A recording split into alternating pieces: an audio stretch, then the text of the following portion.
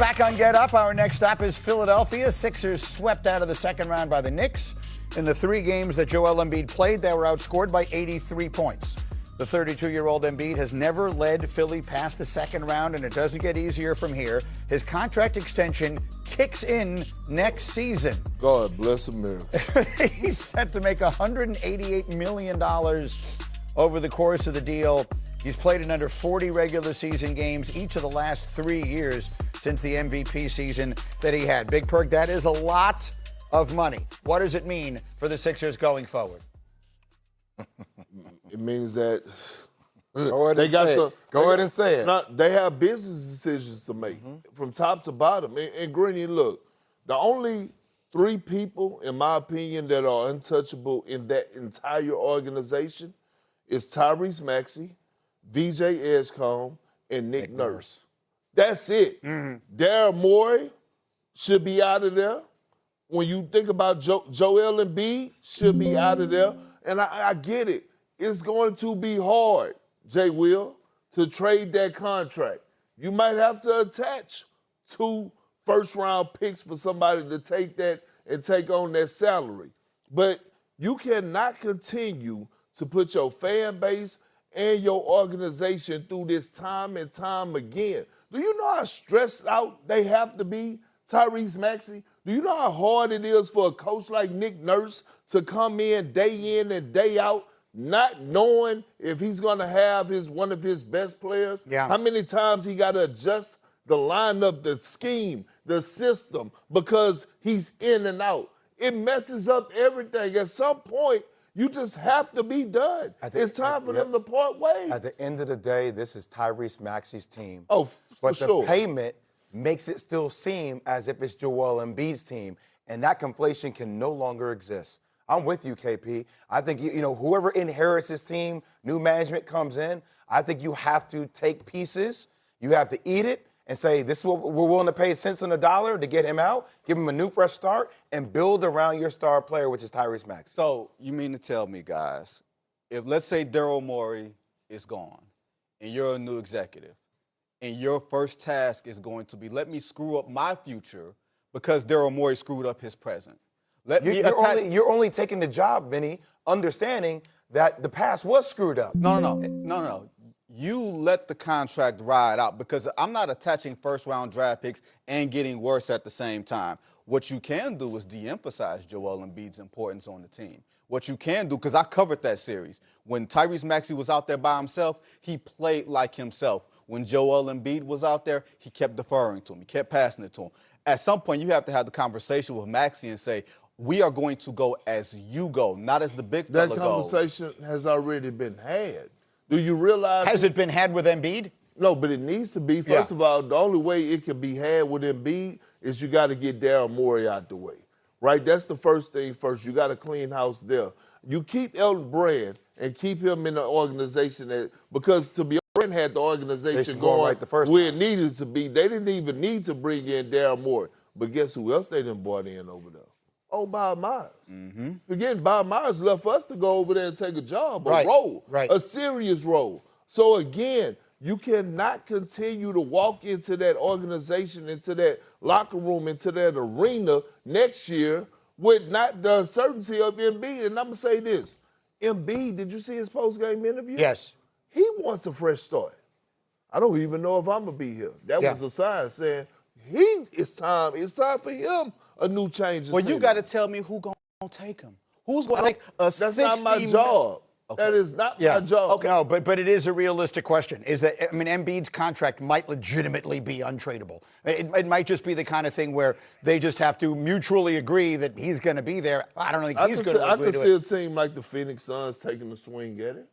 Why not? It's a complete mess, right? I mean, put a finishing touch on it. I mean, look, at the end of the day, I think what you're seeing is that everybody who's winning right now is playing with pace and space, and Joel Embiid no longer fits into the new algorithm of the NBA, especially with his injuries. I think the flip side argument, and I'm on your side, is they don't beat Boston without him, right? There's no way they beat Boston without him. I'm with you on that, Green. Yeah. But look, let me tell you this. Joel Embiid came out with an article, I think it was this past season. Yeah. Right before the season or early this season, where he was basically saying he don't trust the organization. So you're telling me Joel Embiid is walking into that organization, trusting the medical staff, trusting anything anybody has to say? A change of scenery. We don't know what Joel Embiid look like if he get loved and get into another situation where the medical staff is different. Okay, I've got a ton more basketball to get to. Okay. I have Troy Aikman on his way. Truly off. We now know the first Monday night football game of the year, September 14th. Broncos, Chiefs.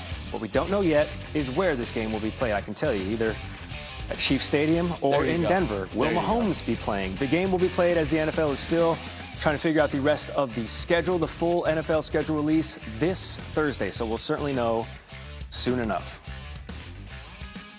Nobody has any idea what the future holds, and I don't either. Like I said, I'll take time to recalibrate and look over the season and see what's best for my future. And when I get to that point, everyone will know. Everybody should know this is a 23-season Hall of Fame NBA career for LeBron James that came to an unceremonious end last night, at least the season did, at the hands of the Oklahoma City Thunder, a 4-0 sweep. Was it the end for LeBron in a Lakers uniform? We go around the Lakers, starting with head coach J.J. Redick. I haven't even thought about that, and again, we'll deal with the offseason in the offseason, which is, the next 2 months. Man, it would mean the world to me. I don't know anything different.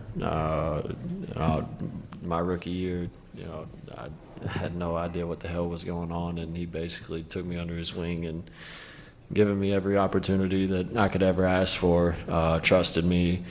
But, further than the court, building real friendship. Hard to put into words. He's not very old in the grand scheme of life, but for the NBA, he's pretty old. And he doesn't seem like it out there. I'm not sure we'll see anything like it again. His longevity and his greatness for this long. But yeah, it was super fun. Glad I got to get 4 wins, for sure. Do you have any sense of where his head is at going forward? I have no clue. I'm not gonna lie to you. He looks like he can play another however many years, but he's been in the league since or longer than he's been out of the league. So it's insane. I think he should think about it and whatever he feels happy with and do that. Will you be trying to make sure you recruit LeBron, Austin, DA, and Marcus again this summer? We'll see. Can't tell you nothing. I tell you right now, we're saying good morning to Vincent Goodwill this morning on SportsCenter. Vince, great to see you. We just heard from LeBron. What do you think he should do next? Well, I'm not sure that there's a better place to spend your golden years than with the Los Angeles Lakers. When you think about some of the league's greats, you don't think of them moving around too much. LeBron has moved around a lot already. Kobe Bryant's last year was with the Lakers. Kareem's last year was with the Lakers. Magic Johnson's last year was with the Lakers. When you think of LeBron, he spent more time in L.A. this stint than he has in any single stint of his career. Over 8 years. That's longer than his first stint in Cleveland, and then he started moving around after that. To see him move around now, no matter where it is, you're not sure if any team has the cap space to hold a LeBron James. Normally around this time, teams will be maneuvering, shedding salary for the LeBron sweepstakes. None of that really happened this year because nobody really knows how much time he has left, how much longer he wants to play, and how much salary he will demand. Now, the question also is, how much money will the Lakers have for him this offseason? Because in the summer of 2027, if you factor in $30 million for Austin Reeves, the Lakers could have $70 million in cap room. So stay in L.A., but maybe not with the Lakers. Maybe he goes cross town to the Clippers. Okay, who's Randy. to say? We're just going to stir. We're just going to stir the pot. Stir it up like some cranberry sauce. Come on, just really get in there. Vincent, what should? Okay, no. But you highlight the cap space, $70 million potentially. What should the Lakers do this offseason? Well, I think the Lakers need to decide if they're ready to push the fast-forward button on the Luka Doncic era. Because Luka, in his extension that he signed last season, remember, he missed out on nearly $100 million with the Dallas Mavericks extension because he got traded and he couldn't sign with his home franchise. If the Lakers want to be a contender, they're going to have to start building that way. And I don't know if you can build that way with 3 defensive liabilities in Luka Doncic, Austin Reeves, and a soon-to-be 42-year-old LeBron James that does not leave you a lot of cap space. What it does do if you bring LeBron back for one more season is kick the can down the road so that maybe you can get involved if Giannis Antetokounmpo winds up becoming a free agent or there is somebody else. The league moves so fast nowadays, guys, you never know who's going to want out, and you want to have yourself in the best possible position to where you can have the cap space to be attractive for the next superstar. You have to bolster your arsenal, especially out west when dealing with the Thunder and dealing with the Spurs. And speaking of that,